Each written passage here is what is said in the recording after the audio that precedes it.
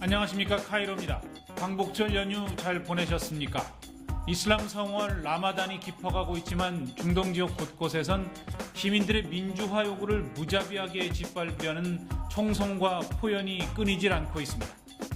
특히 상황이 심각한 곳이 시리아인데요. 제스민 혁명이 시작된 이후 2개월쯤 뒤인 3월 중순부터 본격적인 반정부 시위가 불붙기 시작을 했습니다. 지난 5개월 동안 희생된 시민이 벌써 2,000명에 달하고 있고요. 지난 14일부터는 시리아 정부군이 지중해 연안의 휴양 도시인 라타키아를 맹공격하고 있습니다. 오늘까지 3일째 공격이 이어지고 있는데요. 지금까지 중부 도시 하마, 수도 다마스쿠스 등에서 시위를 진압할 때 탱크와 장갑차 같은 중화기들을 동원해 왔는데요. 이번엔 군함까지 투입을 했습니다. 군함 2척이 라타키아 해변에 출몰해서 무차별 함포 사격을 퍼붓고요. 탱크 20여 대도 시내 곳곳을 포격했습니다. 적어도 30명 이상이 숨졌다는 현지 인권단체들의 주장이 나오고 있고요. 무자비한 무력 진압으로 시민들을 겁박해서 어떻게든 반정부 시위 확산을 막아보겠다는 건데요. 이런 아사드 정권의 전략, 지금까지는 잘 먹혀들지 않고 있는 것 같습니다. 오히려 시위는 시리아 전역으로 확산 일로를 걷고 있습니다. 단기간에 해결될 가능성은 그리 높지 않은 상황입니다. 왜냐하면 국제사회의 이해관계가 엇갈리는 데다가 시리아 내부의 상황이 시민의 승리로 끝난 튀니지나 이집트보다는 오히려 리비아나 예멘과 비슷한 양상으로 진행되고 있기 때문입니다. 우선 시위 진압에 나서고 있는 군 조직 가운데 핵심을 아사드의 막내 동생인 마헤르가 장악하고 있습니다. 사실상 독재 정권의 사병인 셈이죠. 게다가 시리아 정부가 교묘하게 시민들의 민주화 요구를 종파 분쟁 양상으로 끌고 가고 있습니다. 아사드 정권의 주류는 이슬람 시아파 중에서도 소수파인 알라위파인데요. 반면에 대다수 국민은 수니파입니다. 이번 시위 사태의 와중에 수백 명의 시민이 학살당한 중부 도시 하마가 바로 이런 못된 의도의 희생양이라고 볼 수 있겠습니다. 시리아 수니파의 근거지인 하마는 아사드의 아버지인 하페즈 대통령 시절에도 봉기를 일으켰다가 2만 명이 넘게 학살당한 경험이 있습니다. 이 때문에 시리아의 광주라고 불리고 있는 곳이기도 합니다.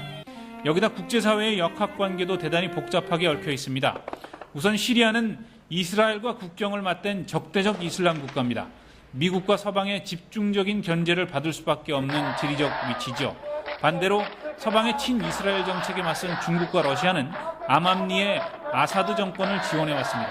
시리아산 석유나 천연가스를 사주고 대신 무기를 파는 시기였는데요. 최근엔 핵 개발 속도를 높이고 있는 이란이 같은 시아파가 장악한 시리아를 적극적으로 지원하고 있습니다.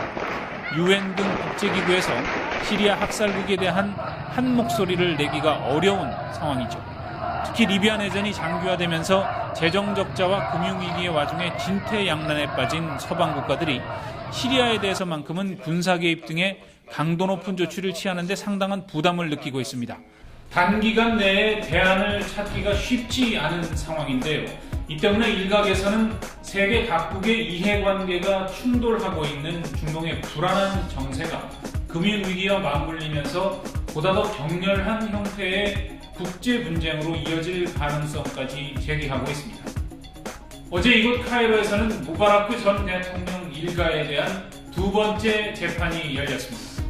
무바라크는 첫 공판 때와 마찬가지로 이동식 침대에 누워 재판에 출석했습니다.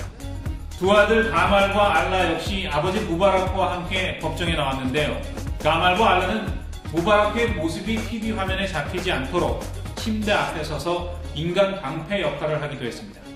무바라크 측은 모든 혐의에 대한 무죄를 주장했는데 특히 무바라크 변호인 측은 군 고위 관계자를 포함해 모두 1,600명의 증인을 요청했습니다. 시간 끌기와 법리 공방을 통해서 최대한 유리한 국면을 조성해보겠다는 의도인 것으로 보입니다. 하지만 이게 뜻대로 될지는 미지수입니다. 재판부가 신속한 재판을 공언했고요.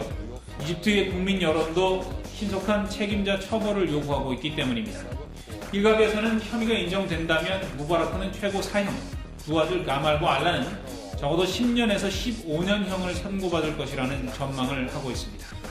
다음 공판은 20일 뒤인 다음 달 5일로 예고됐습니다. 이슬람 성월 라마단이 시작된 지 2주가 지났습니다. 뜨거운 8월의 태양 아래서 하루 종일 물 한 모금 마시지 않고 종교의 의무를 수행한다는 게 결코 쉬운 일이 아닙니다. 이 때문에 해질녘이 되면 웃지 못할 일들이 일상적으로 벌어지고 있습니다. 하루 종일 허기와 굶주림에 시달린 무슬림들은 라마단 기간 동안 해질녘이 되면 빨리 집으로 돌아가서 가족 친지와 함께 이프타를 하는 만찬을 즐깁니다.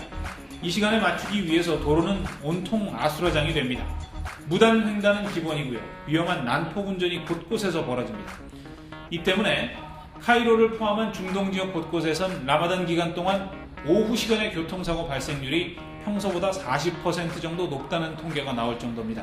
특히 카이로의 경우 올해는 시민혁명 와중에 과속 단속 장비가 대부분 파손되면서 가뜩이나 혼란스러운 도로 사정이 더 좋지 않습니다. 관용과 배려, 나눔 같은 라마단의 아름다운 관행, 그리고 뿌리 깊은 무슬림의 신앙심도 허기와 갈증이 극에 달하는 오후 시간, 특히 사막의 도로에서만큼은 인간의 기본적인 욕구를 이기지 못하는 것 같습니다. 이곳 언론에 난 만평 몇 가지 보시겠습니다. 우선 무바라크 재판에 관련된 내용입니다. 한 부부가 TV를 보고 있는데요. 특히 라마단 기간에는 저녁 만찬을 위해 일찍 귀가하기 때문에 이곳 사람들에겐 TV가 대단히 중요한 여가 활용수단이 됩니다. 라마단 때는 특별 드라마나 영화를 틀어주는데 무바라크 재판이 이런 오락거리들보다 훨씬 재밌다는 대화 내용입니다. 무바라크 재판에 대한 국민적 관심을 보여주는 대목입니다. 두 번째는 TV로 생중계되는 무바라크 재판을 지켜보고 있는 아랍의 왕족과 독재자들의 모습입니다. 휘둥그레진 눈으로 두려움에 떠는 모습인데요. TV 옆에는 아랍어로 공포영화라고 쓰여 있습니다. 수천 년 아랍 역사를 통틀어 처음 열리는 전직 국가 원수에 대한 공개 재판이 이 지역의 수많은 왕정국가와 독재국가들의 집권 세력들에게 얼마나 큰 충격을 주고 있는지를 보여주고 있는 대목입니다. 다음 그림은 라히야라고 부르는 검은 턱수염을 기른 무슬림이 온갖 무기를 들고 시민에게 겁을 주는 모습입니다. 최근 시민혁명 이후 혼란을 틈타서 세력을 넓히고 있는 이슬람 근본주의자들, 살라피스트라고 부르죠. 이들의 움직임을 경계하는 내용인데요. 그림에서는 살라피스트들이 정치가 안정될 때까지 자신들이 시민을 보호하겠다고 말하고 있습니다. 온갖 무기를 들고 말입니다. 사실은 정치개혁을 빌미로 전체 시민을 통제 아래 두는 비민주적 이슬람 국가를 건설하려는 근본주의자들에 대한 우려를 담고 있는 만평입니다. 최근 이집트에선 시민혁명 이후 국가의 진로를 놓고 논란이 거듭되고 있습니다. 이집트의 많은 지인들은 비슷한 경험을 한 한국인의 경험을 바탕으로 조언을 해달라고 요청을 하기도 합니다. 압축 성장, 수출 내국을 한국의 경험으로서 내세울 수도 있겠지만 이 최근 국립묘지 안장으로 논란을 빚고 있는 모공 인사의 사례에서처럼 진정성 없이 이루어진 불완전한 역사 청산은 언제라도 역사의 시계를 거꾸로 되돌릴 수 있다는 반면 교사의 교훈이 지금 이곳 사람들에게 훨씬 더 중요해 보입니다. 오늘 카이로 브리핑 여기까지.